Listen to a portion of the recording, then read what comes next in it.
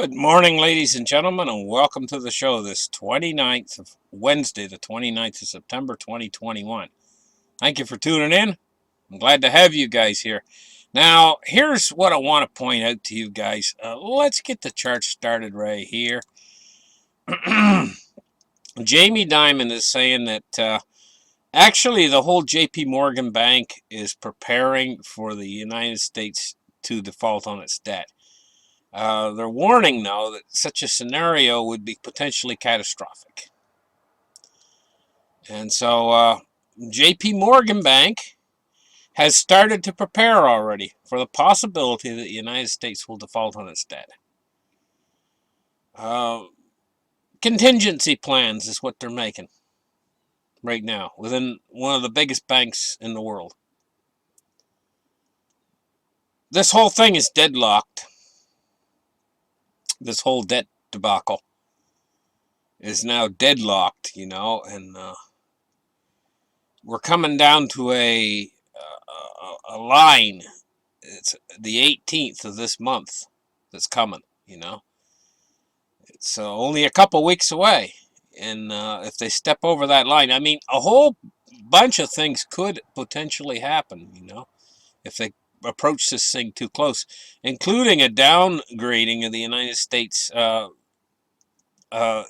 is credit worthiness of the United States would be on the line as well, among a host of other things. The United States has never defaulted on its debt before. But the weird thing about this is they got a printing press. They don't ever have to default on their debt. They can keep printing as much as they want. But it's this archaic law that's in place, what's called a debt ceiling. And they're approaching it very rapidly, and they can't tap into any more money until they raise that debt ceiling. And the United States is actually quite literally running out of money. They're using money right now in the Treasury General account, but it's getting very low. And Janet Yellen's already figured out when it's going to completely run out. And then they're going to have to decide who they're going to pay and who they're not going to pay at that point, because then they'd be only using money they're coming in from tax receipts and stuff, and it means it would just be a total wipeout mess for the financial system if this happens. But they're pushing the line. They've been pushing the line a lot of times before. They pushed the line so many times that people tend to ignore it now at this point. This time it has a little bit different feel to it, though. It feels like ever since the last little while that there's no bipartisan support whatsoever in Washington anymore. And it's got a little bit different feel to it, like maybe they will slip over the line. Anyway, look at what's happening to silver today. It's down 94 cents already on the day. Now, a critical level of support for silver was $22. We just smashed straight through that critical level of support now, and we're at $21.50. I don't care what it is. You get something that everybody really wants, And if you put it on sale, of course, there's going to be a mad rush to get it. But what if there's already a mad rush to get whatever it is? I don't care if it's widgets or some new toy, some new Elmo Talks toy or something like that, or Cabbage Patch dolls or anything that people really want, right? And they put it on sale, and it's already being sold out. I mean, it's very hard to get whatever it is, only a few stores have any left, because it's been on sale for a while. And then they put it on a super sale. What's going to happen? Bip, owls are going to be all cleared out, whatever it is. You're not going to see any on the owl for sale. This is the way with real physical silver right now. It's been basically on sale for quite a long time now, considering, that it's one of the two fundamental things that support the whole world's financial system. It's precious. They don't call them precious metals for nothing. PM, precious metals. It's been on sale for quite a while now, and it's been selling like hotcakes, and it's been starting to get to the point where it's hard to obtain any real physical supply of physical silver, and right now they put it on fire sale? What do you think's going to happen? I mean, what do you guys think's going to happen? It was already selling like hotcakes. It's physical silver. And now they dropped 97 cents off the price just today alone? Off the spot price today alone? They just can't keep up with this. I mean, and this is something I've talked about on my show going back for years now. I've been saying they're going to have a physical silver shortage. But now they're really pushing a button to have it. You know? By dropping the price this significantly. What are they going to do next? Drop it down to zero and it'll be free? How much silver do you think will be on the shelf when it's free? For crying out loud. They continue to drop a buck. They haven't got much room here between mining production costs and you know, right now, there's down more. It's down to $1, 99 cents down today, 21.45. I can't believe that they're dropping it this much on the spot price. Inventories are going to run out. I mean, it's just not going to be able to get any at a certain point. Maybe this is what the rich people have been waiting for. Maybe they know the lowest of the low, how far this is going to go. And then they're going to buy it all up in one fell swoop. They always like to get the cheapest price on everything. You know, I mean, rich people are like this. Maybe they know what the lowest price is going to be. Maybe they know it's going to go down to like, I don't know, $19 or whatever, maybe. I don't know. And maybe they're waiting for that as like a mark, like it gets down to that price mark where they know it's the lowest, and then they're going to swoop in and buy all of the supply. Okay, if the silver disappears and we go into short supply like that, I've told you guys before, they might not let the spot price go up that high. It might have to go up because if there's none available, of course, the spot price probably have to go up. But they might not let it bounce that much. But what are we going to see in your premiums if there's none available and people want it? Something's going to break here in this. This is just a total mess, and something's going to break wide open in it. And soon, this is pushing. Down $1, a whole dollar, not even 99. It's down over $1. This is going to break. We're watching something that's going to break here. This can't continue. You just can't keep chopping $1 off the price of silver when it's already hard to obtain. I know I've rattled on a little bit about that, but we forgot the gold price here. Let's take a look at gold. 1727, and it's went down 650, but it looks like it's starting to bounce. Take a look at cryptos today. 1871. Let me just refresh the page here. 1880. So it's going up right now a little bit. Not real fast, so. We're looking at a Bitcoin price of $42,109 today. Cryptocurrency, you know, it's setting itself up. All of these, look, there's thousands of these different coins.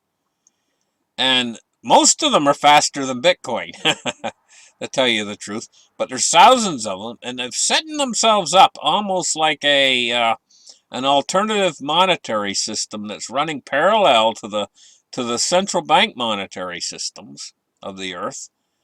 And they're prepared. These cryptocurrencies could take over all of the world's transactions if they were needed to, you know. If we had some sort of a crisis where all the money froze up in the regular system, monetary system, the cryptocurrency system is ready there, standing by. It could be used. It could potentially be used. I'm just saying it's potential there as an alternative monetary system. And it could cover all of the world's transactions. The governments have the monopoly on money. This has set itself up as an alternative monetary system that's running parallel to what the government systems are running. But the government systems are used so much that this is not really used that way. But it can be used that way. I'm just saying its potential there as an alternative monetary system. I'm not saying it will be used as a monetary system.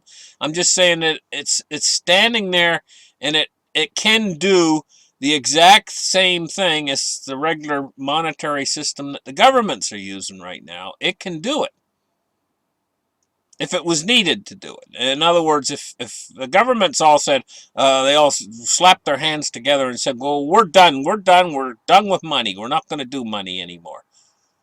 Well, this could do it, and it would do it rather effectively. But they're not done with money. The governments are like, they don't like this as a competition to their monopoly, and so they're all talking about getting rid of it rather than letting it do its job that they're doing now. They're not. In other words, they're not going to give over that power freely. Because this is what's kept them rich all these years. This is what's kept mankind as slaves in our position of serfdom, and them in their ivory tower is this one thing that they control, which is what they call money, which is not even money, it's just currency. But this alternative system has set itself up in place, and it's not really being used except for speculation, but its potential to be used is why the people are saying, hey, I want some of that. I want to put some of that away because look at what it can do. It can replace the current monetary system. Yes, it can. Anyway, there it is. Let's take a look now at the Dow Jones Industrial Average for today, and we're looking at it being up 165 points. But beware, you bounce buyers, and buy the dip and everything. The dip buyers, you better beware right now, and I'll tell you why. Is we're not seeing a significant move up in bond yields today. We're seeing a move down,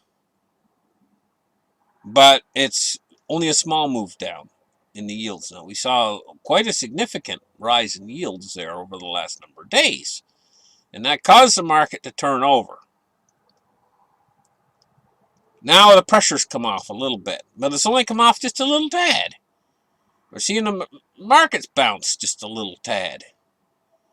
You better beware if you're buying the dip on this thing, because my tendency is to think that right now is the worm's turned on these bond yields.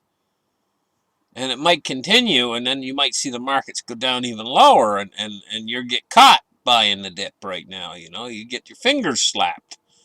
Okay, let's take a look now at crude oil at 72.02. It's down 27 cents, which is insignificant. It's down just a little bit.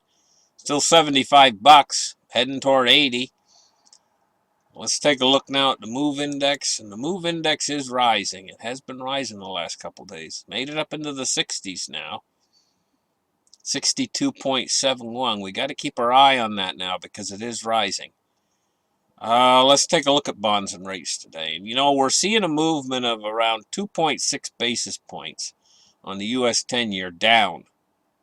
It's at 1.51, and the U.S. 30-year is down 2 basis points as well at 2.05. That little movement in bonds, little drop in yields today, has affected the stock market and made the stock market bounce a little bit. There's a direct connection to these treasury bonds to the stock market.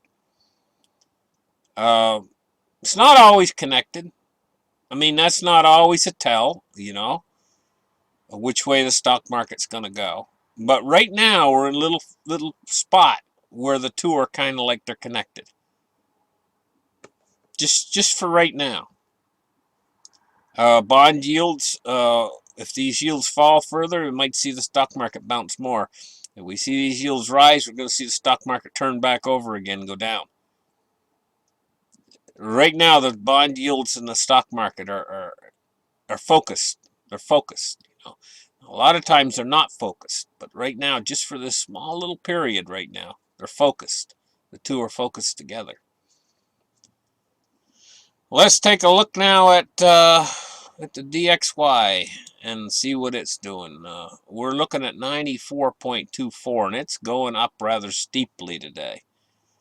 It's the best piece of crap in the manure pile. Is the U.S. dollar, because it's being compared against a basket of other currencies, and they're all crap. But this is probably the piece of crap that has some corn in it. I mean, what can I say? I mean, this is anyway. Listen, guys, stay tuned for the pets, and we'll catch you guys tomorrow. Bye bye.